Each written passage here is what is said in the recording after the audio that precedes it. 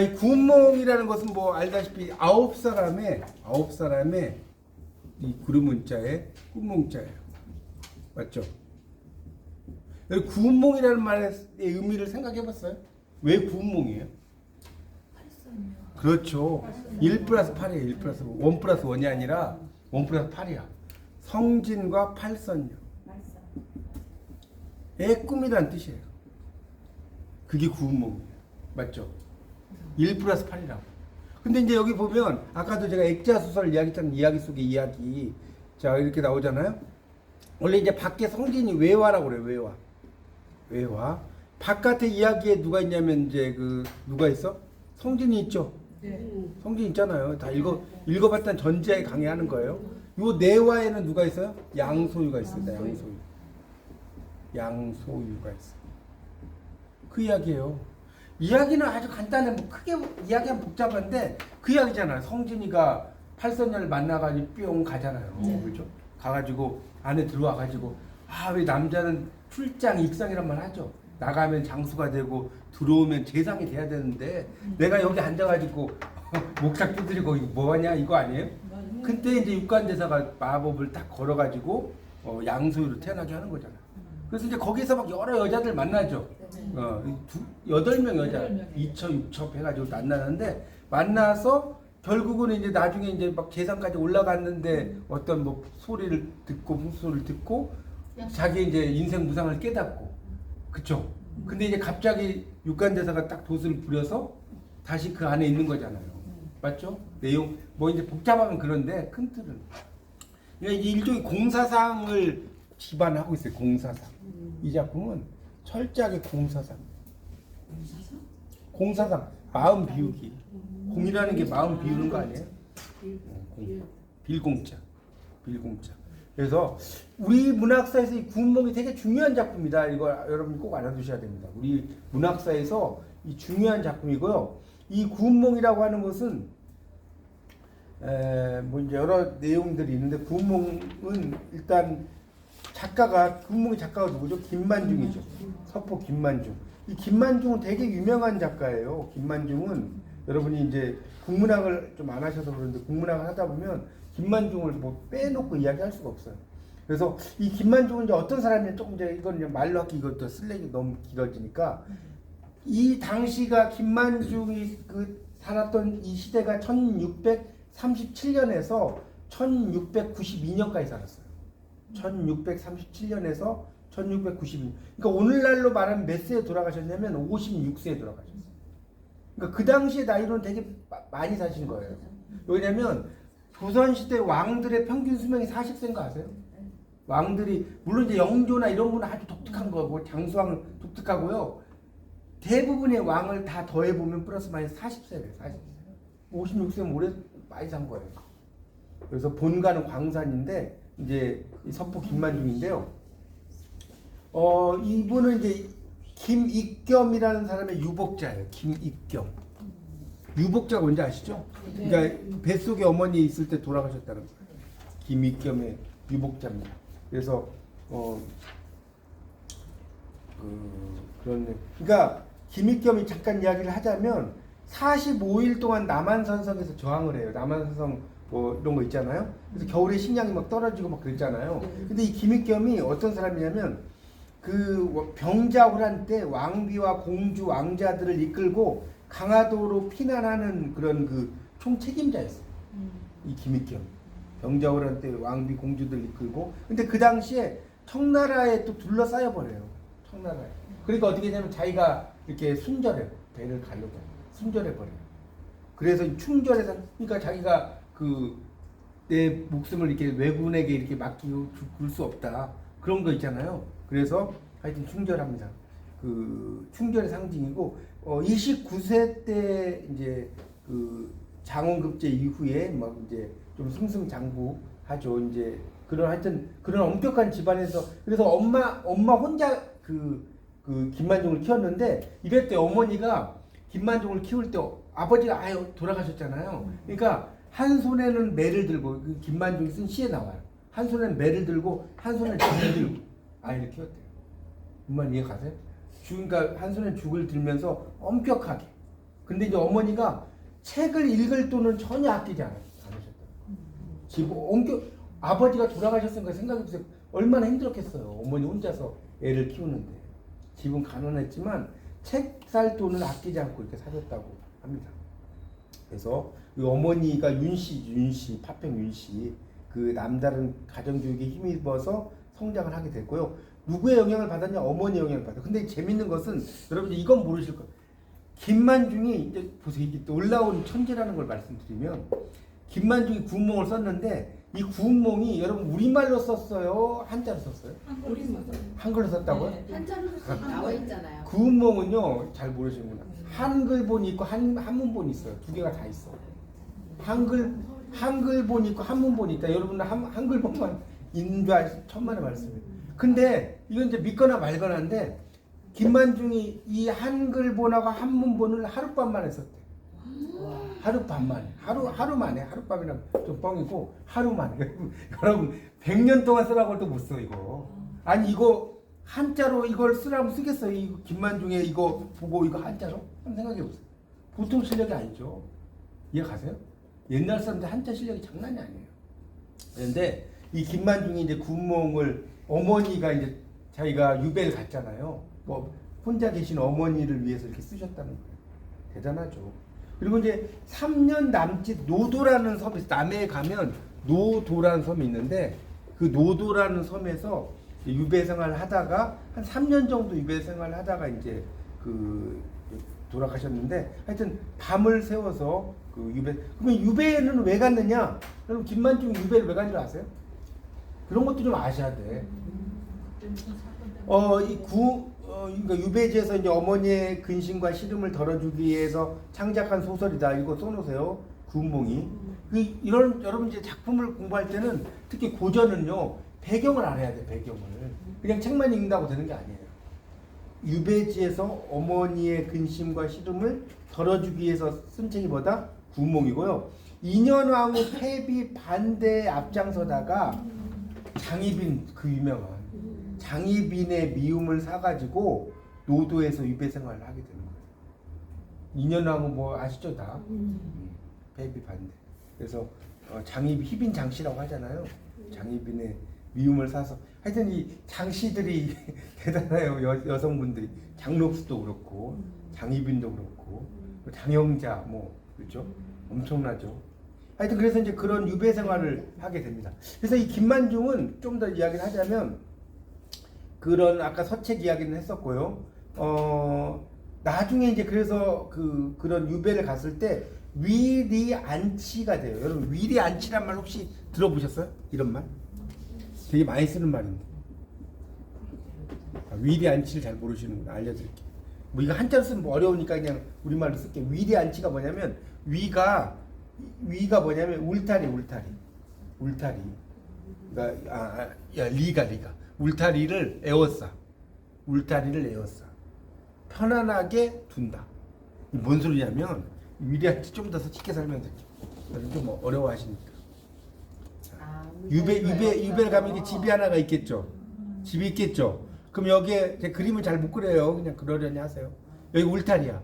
그러면 보통 정약용이나 이런 분들은 유배를 가도 막 그 스님들하고도 이야기하고 교류하고 막 그랬단 말이에요. 그러니까 말이 유배지 그냥 유배라기보다 그냥 뭐라고 해야 돼. 거기 가서 즐기는 건데 위리안치는 뭐냐면 여기에 막 이렇게 가시 같은 걸 막 이렇게 해놔요.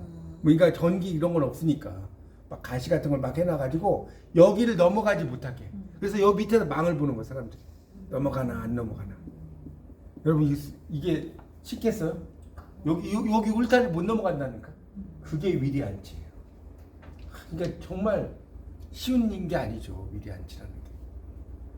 그러니까 나중에 이제 여러분이 윤선도가 있어요. 윤선도. 그러니까 여러분하고 한번 이런 거 가면 제가 엄청나게 설명을 잘하는. 윤선도 있지. 보길도 가보셨어요? 네. 보길도 가보신 몇 분 안 되신.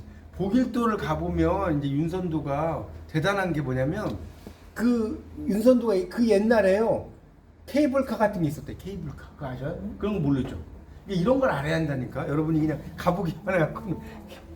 가보기만 하면 의미가 없지. 그래서 케이블카가 있어갖고 이렇게 이 윤선도 잠깐 여담을 알려드릴게. 이 문학 강의는 끝이 없어요. 하려면.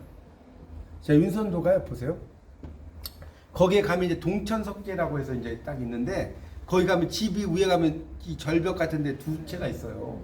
그럼 여러분 생각할 때 윤선도가 이거 여담에 아래에 있었을 것 같아요? 위에 있었을 것 같아요? 북일도에서. 윤선도의 동천석계가 아래에 여러분 여기가 1번. 한번 여기 맞춰보세요. 2번. 2번? 다 2번이에요? 1번. 그 1번이 맞아. 왜 1번이 맞냐? 그게 중요하잖아요. 왜 1번이 맞아? 그냥 이러면 안 돼.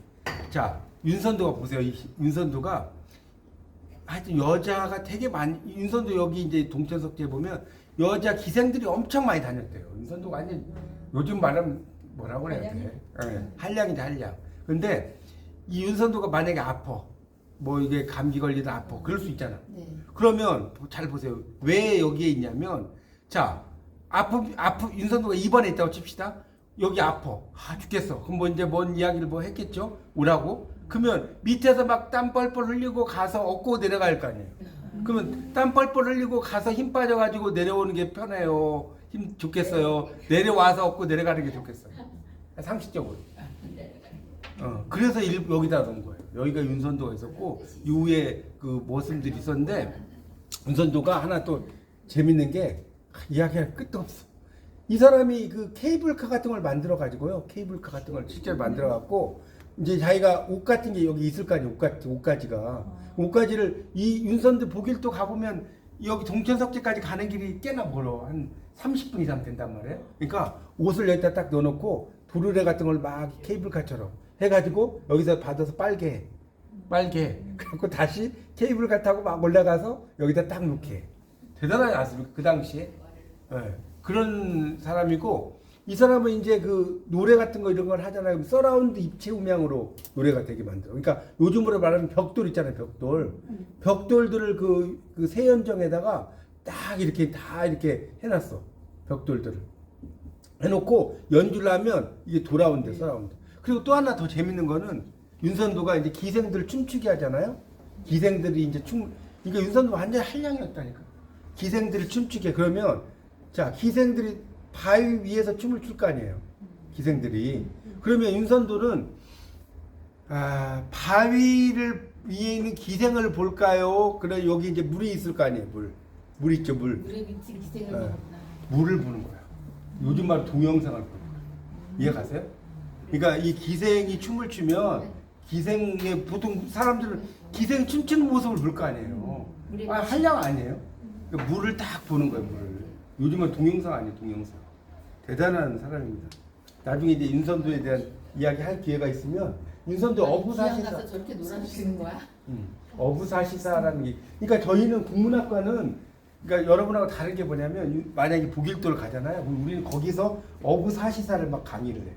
그러면 이제 그걸 보면서 윤선도가 여러분 그런 것까지는 안 하잖아. 그죠? 윤선도가 봄, 여름, 가을, 겨울에 어떤 느낌을 가졌을까 이런 걸 막 공부해요. 거기 가면 이제 북일도 문학관이 있거든요. 저는 막 국문과 막 분들 데리고 가면 제가 막 가이드로 다 설명을 다 해줘요. 하여튼 이제 미리 안치가 됐는데 잠깐 넣어놨어요. 그래서 이제 그런 문제가 있었고 그래서 이제 이런 그 구운몽을 썼는데 구운몽의 이본이 특히 엄청나게 많습니다. 이본이라는 거는 다른 판본이라는 뜻이에요. 이본이라는 말이 이제 국문학과 되게 많은데 다른 판본이 되게 많습니다. 그래서 구운몽이라고 하는 작품은 그런 조선조 그런 시대에서 이제 쓴 아주 작품이고 그래서 이제 또 하나 좀 구운몽에 대해서 좀 이야기하고 싶은 건 뭐냐면 구운몽은 이게 또 중요해요. 구운몽은 뭐냐? 우리가 이제 초기에 소설을 보면 초기에는 귀족 중심의 이야기였겠죠. 초기에 귀족 중심의 이야기에서 서민들의 이야기로 넘어가는 분수령의 작품이에요. 그걸 써놓으세요. 초기에 귀족 중심의 이야기에서 제가 이걸 칠판에 쓰려면 너무 시간이 걸려서 초기 한국인이시니까 초기 귀족 중심의 이야기에서 뭐라고요? 서민들의 이야기로 넘어가는 분수령의 작품이다. 이게 뭐다? 구운몽이에요. 그러니까 이제 소설을 공부하다 보면 초창기에는 소설이 되게 귀족들의 이야기만 나와요. 초창기에는. 그러다가 어떻게 나와요? 그 다음에 이제 서민들의 이야기를 나오는. 여러분도 우리가 보면 옛날에 보면 막 신의 이야기 했다가 왕의 이야기 했다가 소시민의 이야기 나오지 않나요? 네. 우리 세일즈맨의 죽음 같은 경우가 소시민의 비극 아닙니까? 네. 그런 거라고 보시면 될 것 같고요. 그래서 귀족 소설의 요소와 서민적인 소설의 요소가 결합하는 그 중간 지점이 있는 거예요. 과도기니까 어렵지 않죠? 그래서 구운몽은, 그리고 이제 또 구운몽은 재밌는 게 식자층이 좋아할 만한 품격 높은 고급 문체를 써요.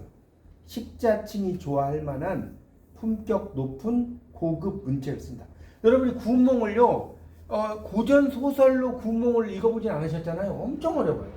여러분 이제 읽은 거는, 그러니까 이렇게 한글로 된 것도 읽으려면 어렵잖아, 솔직히. 근데 옛날에 한문본이 있었고, 그거를 이제 고전화 시켜서 나온 한글본이 있었단 말이에요. 무진장 어렵다니까. 뭔 소린지를 몰라, 읽어도. 내용이. 막 각주가요, 저희는 이제 국문학 공부하면 이거 하잖아요. 각주가 몇 개인 줄 아세요, 무려? 지금 저희가 보는 것만 해도 각주가 막 한 1000개쯤 돼, 1000개. 각주가 1000개 된다니까. 그러니까 그렇게, 그러니까 여러분의 그런 소설은 그걸 다 쉽게 풀어놓은 거다, 이렇게 이해하시면 됩니다. 그렇게 이해하시면 되겠고요. 그래서 이제 귀족의 욕망, 뭐 서민의 그런 내용, 이런 것들이 다 나오고, 자, 이것도 하나 설명하겠습니다. 저 구운몽은 뭐냐? 자, 요걸 좀 설명드릴게요. 이거는 여러분이 공부 안 하셨을 거예요. 구운몽은 뭐냐? 자, 몽자류 소설이라고 있어요. 이 말 들어보셨어요, 혹시? 흥미하게. 희미하게. 흥미하게도 창문 너머 어렴풋이 옛 생각이 나시는. 다 몽자 들어가던 이제 거예요. 몽자류 소설이라고 그래요. 몽자류. 그래서 이 환몽 구조, 그러니까 꿈의 어떤 구조. 그래서 여러분 그 몽자류가 되게 재밌는 게 조신몽이라고 들어보셨어요? 조신몽? 조신몽이라는 게 있어요. 조신이라는 사람이 꾼 꿈. 그러니까 조신이 이제 그 승려였는데, 이렇게 스님도 여성의 예쁘고 이런 여성에 보면 좀 반할 거 아니에요. 그래서 이제 예쁜 여성이 이제 간 걸 보고 꿈을 꾸는 거예요. 그래서 이제 그 여인과 막 사는 이야기가 나와, 꿈속에. 그러다가 결국은 막 아이들도 죽게 되고 뭐 이렇게 돼요. 안 좋게 돼요. 그래서 깨어나니까 꿈이었구나. 뭐 이런 거거든요. 그게 이제 조신몽이고요. 여러분이 이제 그 이광수라는 작가의 작품도 뭐가 있냐, 꿈이 있어요. 그러니까 여러분이 기회가 되시면 공부는 이렇게 하는 거예요. 이광수라는 작가, 여러분 무정 쓴 이광수 알죠? 네. 이광수가 무정만 쓴 게 아니라 꿈이라는 것도 썼어요. 이광수의 꿈이 있습니다. 그래서 그런 것도 읽어보시면 이게, 그러니까 공부는 그렇게 하는 거라니까. 공부는 여러분 공부를 하시려면 구운몽만 읽지 마시고 뭐 조신몽이라든가 뭐 이광수의 꿈 이런 것도 읽어보세요. 그러면 이게 어떤 맥락으로 이렇게 관련되는가 재밌지 않습니까?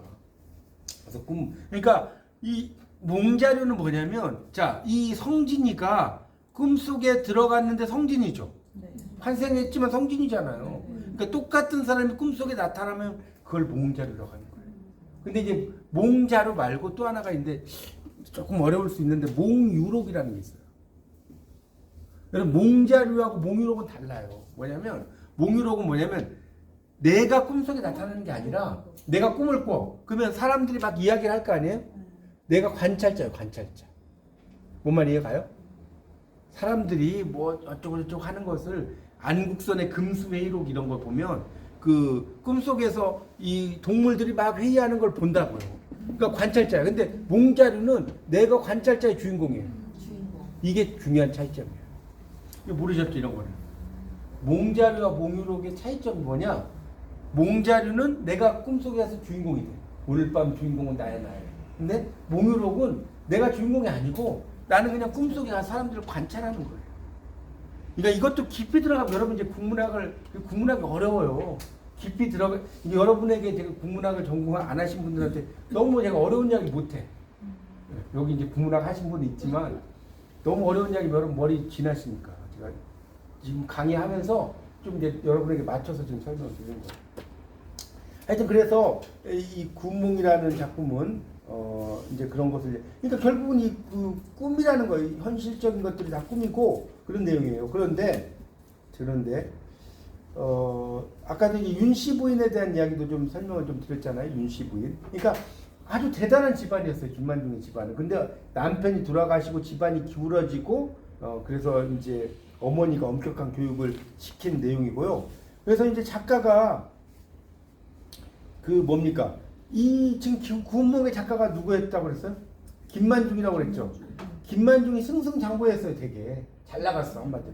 잘 나갔는데 올바른 소리를 몇 번 했다가 죽게 돼버렸어요. 맞죠? 그러니까 옛날에는 올바른 소리 하면, 그러니까 여러분 그 뭡니까 지록 위마란 말 들어보셨어요? 사슴을 말이라고 한다. 사슴을 가리켜서 말이라고 한다. 이게 지록 위마인데 옛날에 그랬다니까. 사슴 왕이 사슴을 보고 저게 말이지 그러면 신하도 뭐라고 그래야 돼요? 말입니다 이래야지. 아닙니다 저거 사슴입니다 하면 그 다음날 이제 없어져 버려요. 그렇죠? 그런 세상이었어요 옛날에. 그래서 이런 그 조선이 특히 이제 당파 싸움이 엄청나게 많았고요. 이 조선 시대 이 당파가 엄청나게 많았잖아요. 그러니까 여러분이 나중에 남해를 가잖아요. 남해. 제가 이거 하나 또 설명을 드릴게요. 남해를 가면 여러분 뭐 독일인 마을 이런 데 가보셨죠? 네. 그런 데만 가지 마시고 남해 가면 남해 문학관이라는 게 있어요. 그러니까 김만중 문학관이라고는 따로 없고요. 남해 문학관이라고 있거든요. 거기를 가보시면 이 김만중의 구멍이 쫙 나타나 있어요. 나중에 이제 혹시 남해를 갈 일 있으시면 여기도 꼭 들려서 가보셔요. 네. 그러니까 모르는 사람 몰라요. 여기 있는지도 몰라요. 있는지도. 자, 그러면 이제 군몽에 대한 이야기를 좀 할게요. 군몽은 자 이제 읽으셨으니까 주인공이 누구죠? 성진이죠. 성진이 원래 누구의 제자였냐? 육관대사의 제자였죠. 맞죠? 근데 누구를 희롱했어? 팔선녀를 희롱했어. 근데 이것도 읽어보면 팔선녀가 막 이제 성진에게 막 저기 이게 뭐라고 그러죠? 수작을 부려. 그러지 않나요? 여러분 어때요? 희롱까지는 아닌 것 같은데. 희롱은 아니지만 어쨌든 팔선녀들도 막 뭐라고 막 이렇게 부추기는. 그러니까 맞잖아요. 성진의 마음만 그런 건 아니야. 읽어보면 여기는 성진 되게 잘생긴 남자로 나오잖아요. 책을 읽어보면 그렇죠? 그래서 이제 그러니까 어쨌든 근데 이제 희롱한 죄로 양소유라는 이름으로 인간 세상에 유배되어서 태어나. 근데 여러분 이제 아까 제가 이 소유를 좀 이야기를 했는데, 자 여러분 이게 얼마나 철학적인지를 몰라요. 이것만 갖고서 1시간을 이야기해요. 소유 아까 뭐라고 했어? 잠시 놀다. 소유한다는 뜻 아니에요? 잠시 논다는 거예요. 여러분 인생은 정말 잠시 놀다가 자, 이 세상 소풍 끝나는 날 가서 아름다웠다고 말하리라. 이 시 아시죠? 그렇죠. 그러니까 이런 의미로 이제 쓰이는 거죠. 그러니까 정말 이 세상이 잠시 여러분도 놀러 나오신 거야. 그렇지 않나요? 지구의 나이가 몇 년인 줄 아세요? 45억 년이에요. 여러분 100년 살아봤자 45억 년에 비하면 점도 안 돼요. 점도. 맞죠? 이 이름 하나만 해도 끝난 거예요. 이 작품은. 이 소유라는 말이. 그래서 결국 이제 소년 등과를 하고 또 하북에 있는 삼진과 토번의 난 이런 것도 막 평정을 하죠. 읽어보면 나중에 승상까지 올라가. 맞죠? 승상까지도 올라갑니다. 그래서 이제 그동안에 그가 팔선녀의 후신 8명의 여자들과 차례로 만나서 아내로 삼아. 맞죠? 아내로 삼고 영화롭게 살다가 이제 만년의 인생 무상을 느끼는 거죠. 그리고 이제 호승의 설법을 듣고 크게 깨달아서 결국 이제 팔선녀도 함께 이제 불문에 귀의하는 이야기예요. 큰 틀을 보면 그래요. 맞죠? 뭐 이제 물론 이제 세부적으로 이야기하면 만나고 이런 이야기 나오지만 큰 틀을 저는 말씀을 드린 거예요. 그러니까 결국은 인생 무상을 이야기하는 것이고, 그래서 이제 이 구운몽이 나중에 이 몽자가 들어간 소설에 영향을 미치는데 후대에 어떤 소설이냐면 옥루몽 써보세요. 옥년몽 이런 게 있어요. 다 몽자 돌림. 이러한 작품들에 구운몽이 영향을 미칩니다. 근데 이거는 뭐 시간 되시면 읽으시고 굳이 안 읽어도 됩니다. 그래서 하여튼 새로운 형식의 환몽 구조로 드러나 있다는 거. 그러니까 이게 이제 이걸 환몽 구조라고 그래요. 자, 이 구멍을 뭐라고 하냐면, 자, 조금 더 분석을 할게요. 환몽 구조. 자, 환몽 구조를 가지고 있는 몽환계 소설이다. 몽환계 소설. 그 환이라는 건 환상이라는 뜻입니다. 꿈몽자, 환몽이라고 그랬죠. 그런 소설이에요. 자, 그렇게 이제 이해하시면. 그러니까 이 작품은 현실 보세요. 현실에서 꿈으로 가. 이게 되게 재밌어요. 자, 이게 이제 하이라이트인데 현실에서 꿈으로 갔다가 현실로 가. 근데 이게 되게 웃긴 거야. 왜 웃기냐? 잘 보세요. 여러분 이제 이것까지 생각하면 대단한 분인데, 자 보세요. 이게 되게 재밌는 거야. 자, 꿈의 나라는 하늘의 땅이에요. 땅이죠. 근데 현실의 나라는 거의 신선 세계니까 하늘이죠. 하늘이야. 자, 그 다음에 다시 현실이 뭐예요? 하늘이야. 그러면 우리가 생각할 때는 자, 하늘이 꿈이에요? 땅이 현실이에요? 꿈이에요? 어? 땅이 꿈이라고요? 아니, 땅이 현실이에요. 땅이 하늘이 꿈이고 맞잖아요. 아니 제 말이 어렵나요? 그러니까 원래 우리가 이 살아있는 여러분 지금 여기 계시잖아. 여기가 꿈이에요? 네? 현실이지? 그럼 왜 김만중은 이걸 알아야 한다니까. 여러분이 읽는 게 중요한 게 아니라 이걸 알아야 돼. 왜 김만중은 하늘 땅 하늘로 썼을까? 땅 하늘 땅 이렇게 안 쓰고 왜 그랬을 것 같아요? 이야기해 보세요. 아까 공이라고 그러셨잖아요. 다 현실에서 사는 삶이 그건 아니고. 예. 아니고. 예, 자 뭐냐면요 알려드릴게요. 자 원래 옛날 사람들은 이제 이게 되게 중요한데 자 그러니까 이 신선이 내려와 신선이 나는 원래 하늘나는 신선이었어. 근데 유배를 가면 인간 세상으로 내려와. 이걸 이제 적강이라고 해요. 적강. 그러니까 신선 적자에다가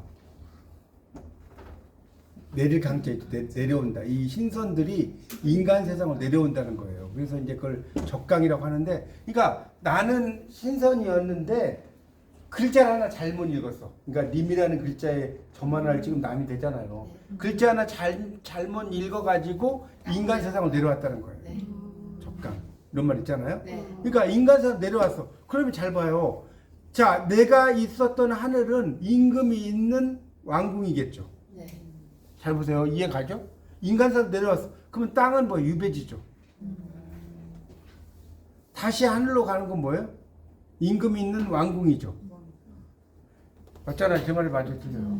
그러니까 옛날에 이런 작품들을 보면 임금님이 있는 곳은 다 신선이 사는 세계였다니까. 임금이 있는 곳. 그러니까 자기가 원래 임금의 총애를 받고 있었단 말이에요. 근데 다시 유배를 갔단 말이야. 맞죠? 그래서 일로 갔죠. 그럼 일로 간다는 거는 일로 갔다는 의미가 아니라 일로 가고 싶다는 거죠. 왕궁으로. 맞잖아요. 유배를 내가 갔지만 다시 임금께서 나를 불러주지 않을까라는 생각을 이렇게 쓴 거예요. 그러니까 여러분이 생각할 때는 이게 잘못됐다고 생각을 하잖아요.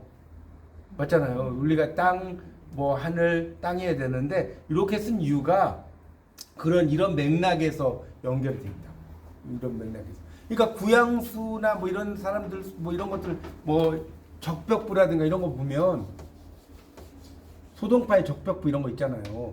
적벽부에 보면 뭐가 나오냐면 그 우화등선이란 말이 있어요. 우화등선. 이거 한번 써볼까요? 소동파의 적벽부에 다 이야기하려면 어려운데 우화등선은 알아들어야 돼요. 뭐냐면 여기 뭐죠?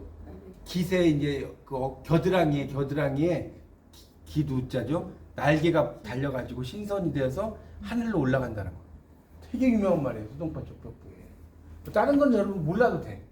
소동파 적벽부 몇 장짜리 산문인데 거기 우화등선이 나오는데, 그러니까 내가 비록 지금 현실은 유배가 됐지만 나는 신선이 돼서 올라간다. 이 말은 뭐예요? 신선이 된다는 뜻이 아니라니까. 뭐라고요? 임금에게 가고 싶다. 그런 맥락으로 여러분 이해를 좀 하시면 됩니다. 그래서 이제 결국은 이제 깨닫지 못한 현실의 인물이 꿈의 이야기가 되어서 이제 깨달아서 변신한다는 그런 이야기고요. 결국은 이 작품이 이제 그 상징하는 것들이 상당히 많죠. 양소유 아까 또 이야기를 했고, 또 장원급제를 하죠. 이 주인공이. 그래서 막 진체본과 혼약도 하고 막 그러는데 하여튼 2처 6첩을 입고 그렇게 이제 살죠. 그래서 그런 그 구몽이라고 하는 작품은 인간의 부귀영화가 허무하다.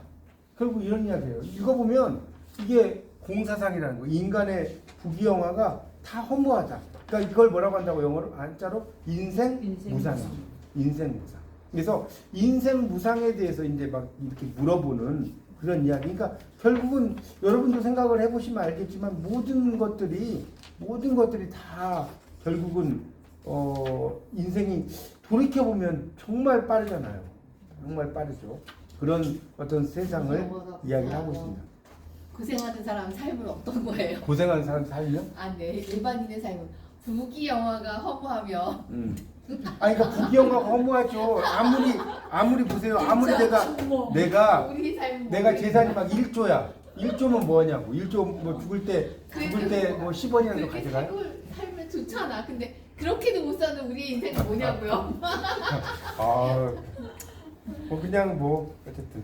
근데 그러니까 결국 그 스님들이 다 그런 거잖아요. 이 인생 무상을 공부하는데 이게 참 어려운 이야기예요. 그러니까 왜 그러냐면 여러분 공이라는 게 왜 어렵냐? 공이 마음 비움이라고 그랬죠. 마음 비움이 어려운 이유는 마음을 비운다는 마음까지 비워야 돼. 그래서 어려운 거예요. 그러니까 보통 사람은 여러분 대부분이 나 마음을 비워야 돼. 돈이 많은 사람들 보면 나 마음을 비워야지. 이게 공이 아니라니까. 공은 내가 마음을 비워야 된다는 지금 이제 마음을 비워야지 이렇게 이야기하시는 건데 그런 생각까지 비워야 돼. 그래서 어려운 이야기예요. 그래서 하여튼 이 공사상으로 이제 바라보는 그런 이야기라는 걸 볼 수가 있습니다. 이것도 이제 뭐 깊이 들어가면 막 이게 뭐 미의 성진, 뭐 환의 양소유, 막 각의 그 성진 뭐 이런 것들이 나와요. 그러니까 이게 뭐냐면 이거 좀 설명드릴게요. 여기. 자, 미의 성진. 그러니까 혼미하다는 거 아직 정확하게 돼 있지 않아. 그 다음에 이제 꿈을 꾸잖아요. 꿈이니까 뭐겠어요? 환의 양소유죠. 이 말 이해 가세요? 그 꿈속의 양소유라고. 꿈속에 환이니까. 이 성진은 아직은 미혹해. 뭐가 이게 정확하게 안 돼. 자, 꿈을 꾸고 나서 각이 됐죠? 맞아요? 그렇죠. 각의 성진. 제가 예전에 그 뭡니까? 그 진주라는 작품을 가지고 이렇게 분석을 했잖아요. 기억나세요? 존 스타인백이 진주 했었는데 제가 거기에 보면 주인공이 진주를 얻기 전에 그 키노의 마음 이게 미란 말이에요.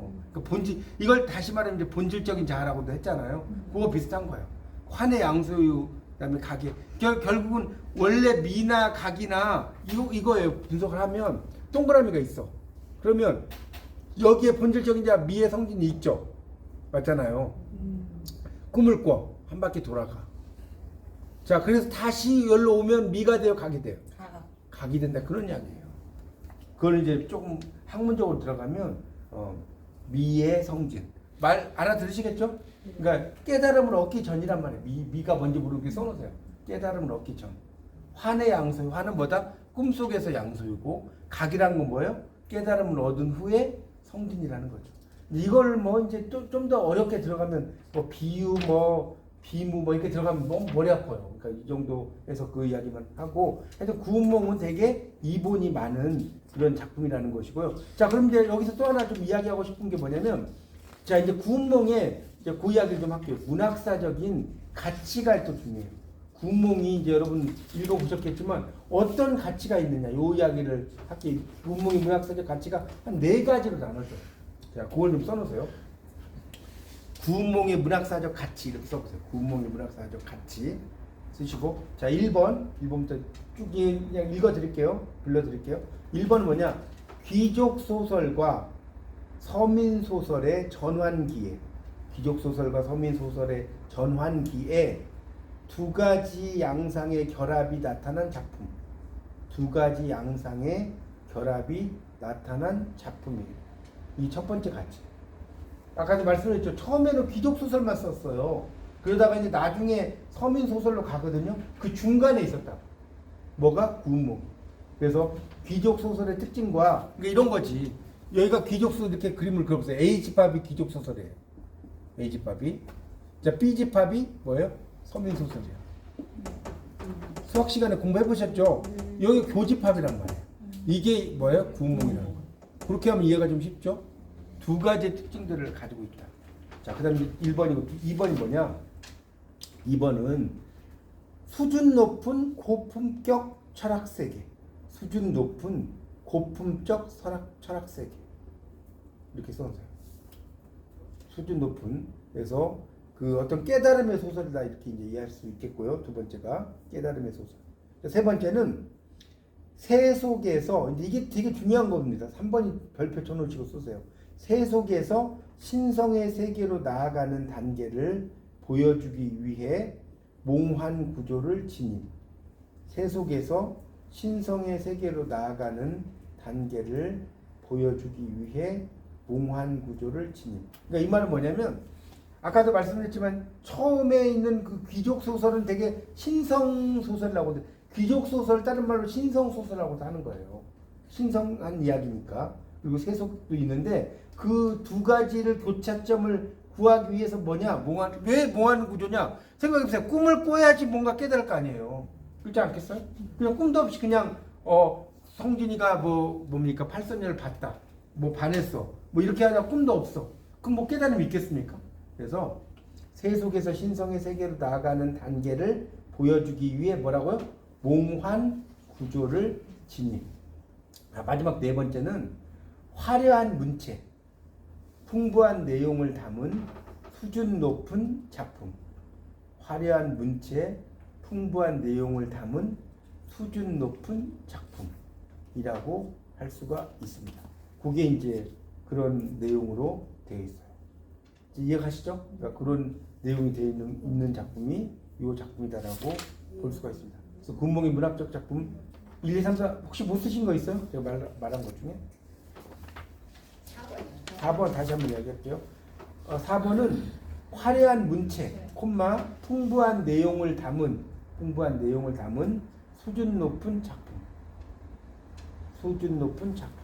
작품이라는 것을 알 수가 있습니다. 이걸 이제 읽어보면 이제 고어에서는 한시가 되게 많이 나와요. 근데 아마 여러분 거기도 한시들이 나와 있나요? 네. 그렇죠. 아마 이제 좀 현대 의미로 좀 일단 바꿔가지고 이렇게 냈을 텐데 현대어로 이렇게 나와도 쉽지 않죠, 읽기가. 그렇게 쉽지는 않았을 거예요. 그러니까 그런 내용인데 이게 이제 고어투로 읽으면 정말 저도 이제 이거 제가 저는 대학원에서 저는 영문학 박사를 받고 다시 한문학을 또 공부했어요, 저는 대학원에서. 근데 거기서도 이제 고전문학 공부하다 보면 야 정말 대단하다. 옛날 사람 요즘 사람들이 공부한 게 저도 공부를 좀 했어요. 한 12개 학위를 땄는데 그건 학위 딴 것도 아니야. 옛날에 플라톤이라든가 이런 사람들 아리스토텔레스는 뭐까지 했냐면 모든 학문의 아버지예요. 아리스토텔레스는요 미생물학도 있어요. 미생물학, 수학, 철학, 심지어 천문학까지 해가지고요. 아리스토텔레스가 지금부터 3000년 전 사람인데 그거 아세요? 지구부터 태양까지 거리를 측정했어요. 3000년 전에 믿어지세요? 근데 3000년 전에 지구로부터 태양까지 거리를 측정한 게 지금 막 천체 현미경으로 측정한 거 별 차이가 없대요. 믿어지세요? 그러니까 옛날 사람들, 그러니까 요즘 사람들 공부 좀 했다고 이게 의심할 게 없다니까. 플라톤 이런 사람들 장난이 아니에요.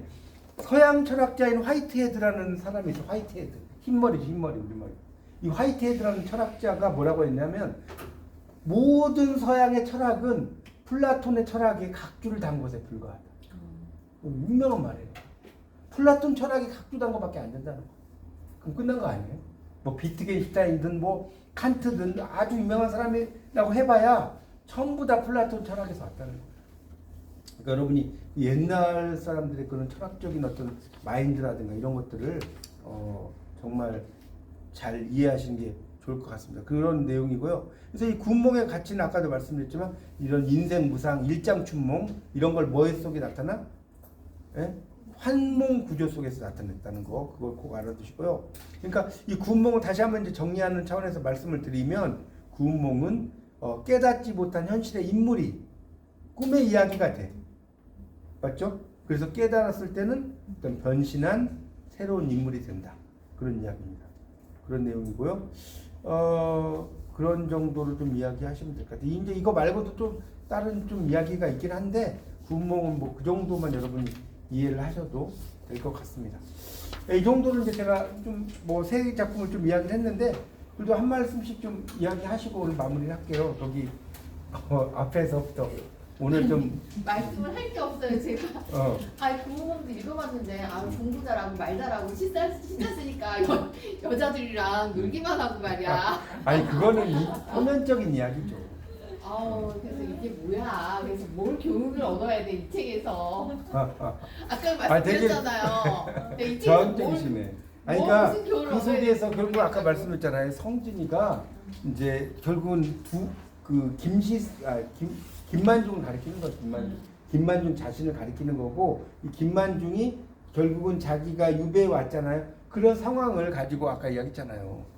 현실 속에서 양소유로 간 거, 이런 것들, 지금 이런 것들이 결국은 꿈이라는 걸 이야기했고, 결국은 다시 성진으로 간 것은 자기가 그 관직으로 돌아가고 싶은 이 마음인데, 그것들을 돌려서 이야기한 거라니까. 그걸 직접적으로 이야기한 게 아니라 돌려서 이야기했다라고 이해를 하시면 될 것 같고, 결국 인생의 모든 것이 다 허무하고 그런 거죠.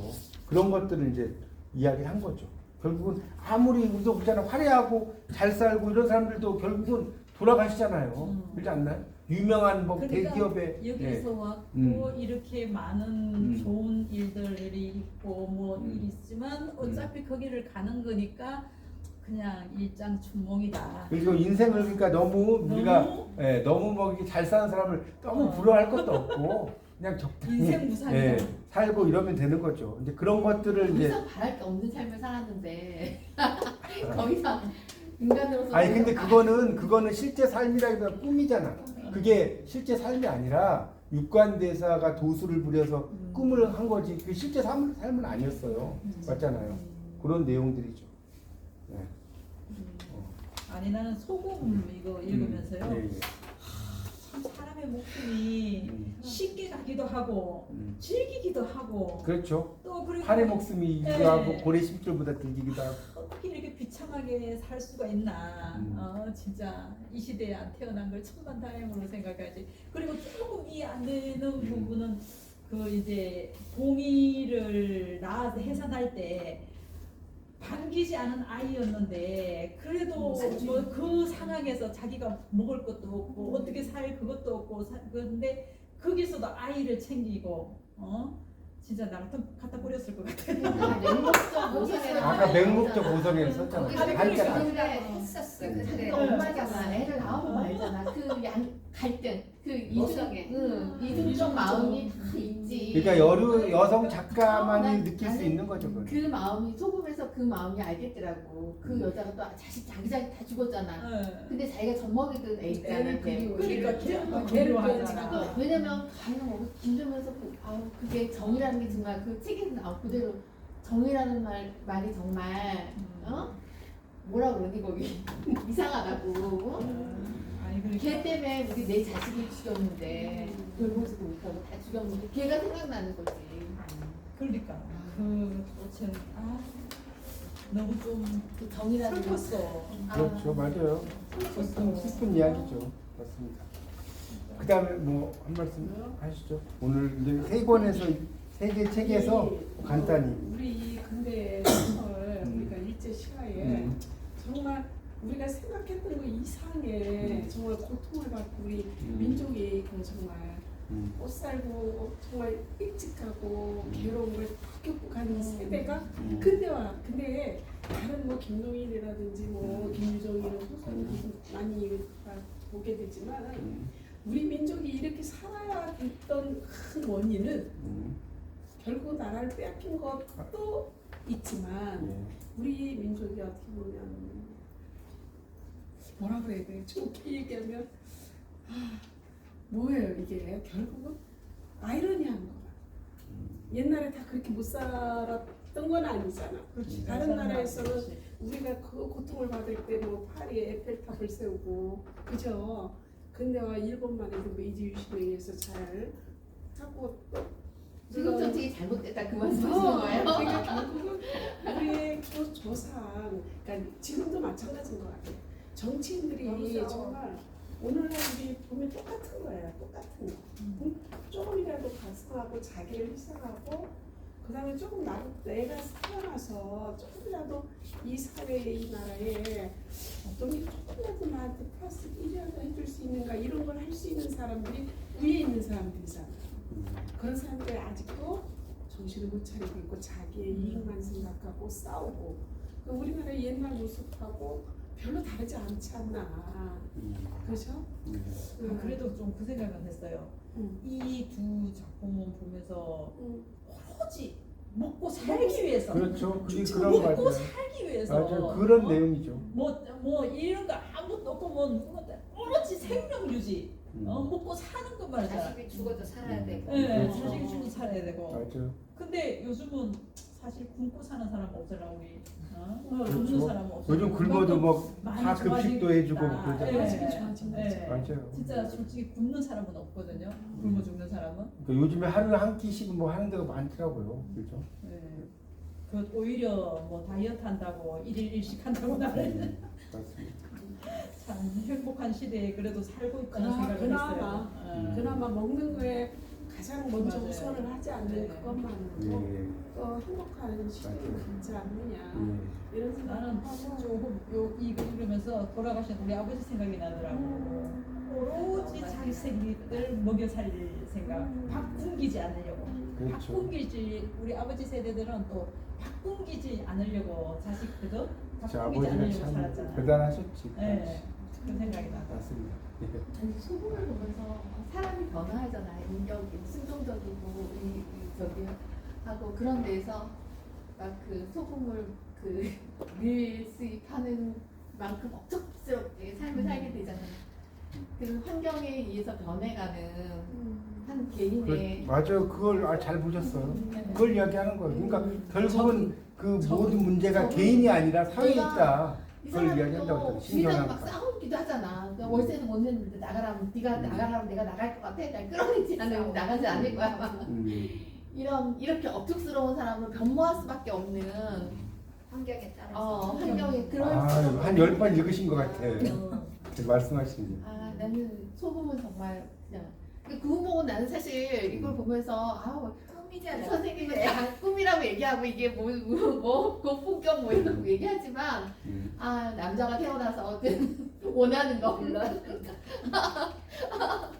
팔선녀랑 노는 거구나.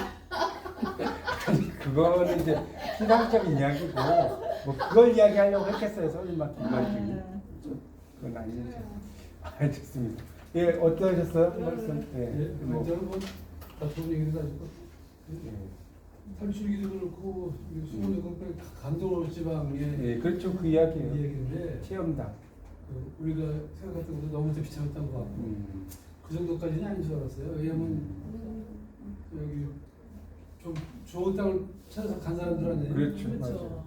희망을 품고 갔죠. 갈 예전에는 간도 땅이 농사가 잘 되는 땅이라고 지금은 잘 됐는데 내 땅이 네. 아니니까.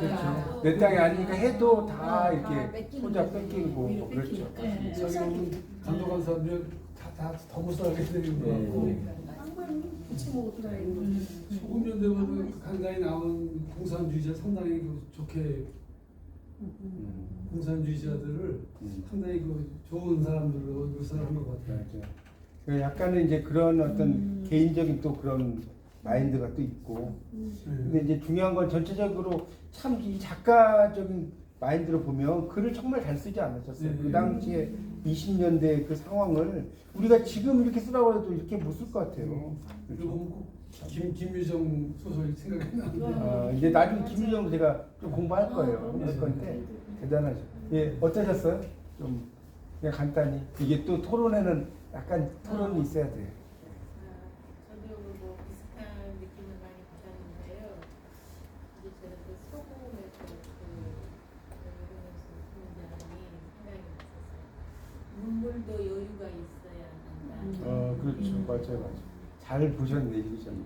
그 어머니가 마지막에 진짜 어떤 끈이라도 좀 잡고 싶습니다. 생명에 내가 살아갈 어떤 끈이라도 좀 내가 산다는 이런 거를 생각하면서 동시가 살았느냐 죽었느냐 이 의미를 찾으면 난 그거 살 수가 없다 이런 내용이 있더라고요. 그래서 근데 그게 마지막 그 어떻게 그냥 내 잔인할 그 삶이 잔인할 정도로 생각하고 강경해. 아우 잘 읽으셨네. 맞아. 본인이 살기 위해서 부실을 찾는 것 같아. 그러니까 그 하나의 가닥을 하나 찾는 거. 실각각이라도 네. 진짜 그 잡아볼까 하는 삶에 대한 그 아주 여전함이. 아니 이런 그 모임을 진작하신 아니 보니까 저도 좀 해보니까 네. 보통 여러분들 토론하시는 게 이제 학문적으로 이제 국문학과 정도는 아니지만 이런저런 이야기 하시는 게 야, 정말 많이 읽으셨다는 게 느껴집니다. 예, 어떠셨어요? 아, 저도 이거 읽으면서 간절히 뭐 아까도 명동천 얘기하셨잖아요. 근데 우리가 이번에 백두산을 가면서 거기 일성전하고 그쪽 지방으로 다 연변으로 해서 다 이렇게 돌았는데 네. 너무 그냥 기름지고 개발도 안 되고 그렇죠. 맞아. 이 가면 막 7시간 막 몇 시간을 차를 타는데도 여기 이 중에서 가신 분 몇 분이 되신 거예요? 그래서 내가 이 아, 소설을 두분 되신 읽으면서, 거예요? 예, 이 소설을 읽으면서 그 당시에 그렇게 힘들었는데 저는 지금 현실을 보니까 그 땅을 보니까 와 이게 실감이 안 나는 거. 너무 이 소설하고 이렇게 이거를 대주죠. 보고 갔으면 어쩌면 네. 또 그 땅을 그렇죠. 다른 각도로 볼 수 있었겠죠. 네. 그러니까 이게 공부는 그런 것 같아요. 제가 이렇게 여러분에게 수업을 하는 거는 이게 던져 드리는 거야. 이런 생각, 저런 생각, 이걸 던져 드리는 거거든요. 그러면 이제 여러분이 그 여러분의 관점에서 그걸 받아들이시면 돼요. 저는 이제 제가 책을 다 읽을 수는 없. 제가 뭐 책을 여러분하고 책 읽기 하면 이게 수업이 아니에요. 그렇죠? 저는 이제 그거에 대해 나타난 이면적인 주제라든가 그게 더 낫잖아요. 그래서 제가 요 책 읽으러 보면 제가 여러분 오시겠어요? 제가 막 이런저런 팽간의 의미를 알려드려야지. 예, 아주 좋습니다. 예, 네, 그 생각을 많이 했어요. 예, 아주 좋은 의견 좋습니다. 예, 한 말씀 하시죠. 저는 지금 전체적으로 내용을 다 말씀해 주셔서 저는 뭐 말씀드릴 게 없고 제가 처음에 이제 6월 말 정도에 이제 강경애 작가님의 소금을 읽었는데 읽으면서 그 마무리가 좀 이상하잖아요. 그렇죠. 다 끝에가. 일본에 의해서 네, 그렇게 그래서 되니까. 끝에 그 소금 밀매를 하면서 사람이 들어왔는데 죽었는지 살았는지 어떻게 했는지 끝마무리가 그래서 그게 조금 애매했는데 그러니까 아마 일본에 저항하는 어떤 내용을 네, 써버리니까 네. 의도적으로 그렇게 네, 그게 해버린 조금 거예요. 궁금했고 그리고 이 주인공 같은 경우 전부 다 가족이 다 죽잖아요. 그리고 맞아. 그거를 생각하면서 제가 그 위아 작가의 그 인생이라는 걸 책을 읽었거든요. 근데 그걸 딱 보면서 그 한 노인이 그 가족사가 전부 다 이제 손자까지 죽는 과정이 있었는데 이 우리 한국 소설은 그 시대가 너무 암울해서인지 몰라도 조금 비극적인 생각이 들었는데 이 위아의 인생은 그 노인이 그거를 승화시켜 갖고선 아무 일도 없었다는 듯이 그거를 남한테 얘기하는 과정이 있었거든요. 그게 조금 비교가 돼요. 책을 많이 읽어요. 하여튼 여기 제가 이야기 들어보니까 야 수준이 이 독서 토론회 여러분 하시면 아주 수준이 대단하다는 걸 제가 느끼고 다시 한번 그러니까 어쨌든 이렇게 뭐 제가 뭐 이게 한 달에 한 번 하는데 이게 저도 뭐 일정도 바쁘기도 하지만 여러분에게 또 많이 읽어보라고 제가 시간 또 드리는 거 2주에 한 번 하는 것보다는 한 달에 한 번 하지만 이렇게 하시고 추천작들이 너무 좋은 것 같아요. 이런 책들이 네. 아니, 그러니까 제가 지금은 이제 모르겠어. 나중에 이제 이게 좀 만약에 계속 가면 여러분 추천을 뭐 받아서 할 수는 있지만 지금은 여러분이 베이스가 좀 아직은 없어서 그냥 제가 가는 대로 따라오시면 한 12월 정도 되면 이제 다양하게 저는 이제 한 분야만 하진 않아요. 현대문학, 고전문학 이런 걸 같이 할 거예요. 그래서 이제 그 마지막 이제 다음 시간에 할 걸 이야기하고 날짜 정하고 마치도록 할게요. 다음 시간에 이제 일단 8월달에 제가 이제 그 중순 이후로 왜냐면 여러분 휴가 기간도 있고 하니까 제가 날짜는 좀 이따가 말씀드리고 일단 작품을 이야기하면 그 이야기 꼭 장혜모 감독의 중국의 작가 장혜모 감독의 인생이라는 영화가 있어요. 그러니까 그거는 한번 여러분이 없으시면 뭐 책을 보시든 뭐 하여튼 뭐 책에도 있으니까 근데 영화를 볼 수 있으면 꼭 좀 보시라고 저는 제가 그 영화를 10번 봤어요. 진짜 너무 구구절절해. 여러분 그거 보시면 정말 뿅 가요, 뿅 가. 이야, 이 한 사람의 제가 나쁜 거면 여러분에게 이야기하겠어요. 그래서 10번 본 영화니까 한 사람이 그 부유한 오래된 상황 거예요? 오래되진 않는데 한 8, 90년대 이렇게 됐는데 아마 찾아보시면 이렇게 있을 거예요. 그러니까 누가 이렇게 하여튼 그건 하시고 그거 하나 장혜모 감독의 인생 아시겠죠? 그거는 이제 여러분이 좀 이야기하시고 저는 그 속에 이름의 어떤 에펠레이션이라든가 하여튼 여러분이 모르는 걸 알려드릴 거예요. 아시겠죠? 하여튼 작품 여러분 보시고 그다음에 이제 하나는 이제 이호석의 메밀꽃 필 무렵은 뭐 쉽긴 한데 그래도 여러분이 옛날 다 읽어보셨던 걸 거예요. 그렇지만 이거 그때 안 했었죠 저희가. 네, 메밀꽃 필 무렵 그러니까 읽어본 거라도 다시 보면 또 달라. 그러니까 메밀꽃 필 무렵을 하고 메밀꽃 필 무렵 그 다음에 이제 하나 더 하면 이제 그다음 세 작품 내야지. 네. 춘향전이라는 작품이 있어요. 춘향전. 물론 춘향전도 여러분 대충 내용은 아실 거야. 뭐 TV에서 하도 많이 하니까. 근데 이제 그거를 전체적인 내용을 쭉 읽어보면서 한번 여러분이 느껴보세요. 그래서 제가 그 세 작품, 그러니까 장혜모 감독의 인생이라는 영화가 하나 있어요. 더 해주세요. 아니 너무 많으면 쓰러져요. 그거는 아까 제가 뭐 이광생 품도 했고 했잖아요. 근데 장편도 아닌데요, 뭐. 아유, 너무 합급하셔. 아니, 춘향전은 저자는 춘향전 저자가 따로 없고요. 예, 저자는 없고요. 그러니까 춘향전 같은 경우도 이제 좀 나는 어려운 거 힘들다 하면 제가 말씀드린 초등학생이 읽는 춘향전 이런 거 다 있어요. 서점에 아니 서점 말고 도서관에 가보시면 그러니까 굳이 뭐 사실 필요는 없고 그러니까 살려면 이제 도서관에서 빌리셔갖고요 봐보세요. 그러니까 장혜모 감독의 나는 영화를 만약 못 찾겠다 하면 도서관에서 장혜모 감독의 인생 치면 이게 소설로 나와 있어서 제가 소설로 보는 건 아닌데 근데 되도록이면 영화를 보세요.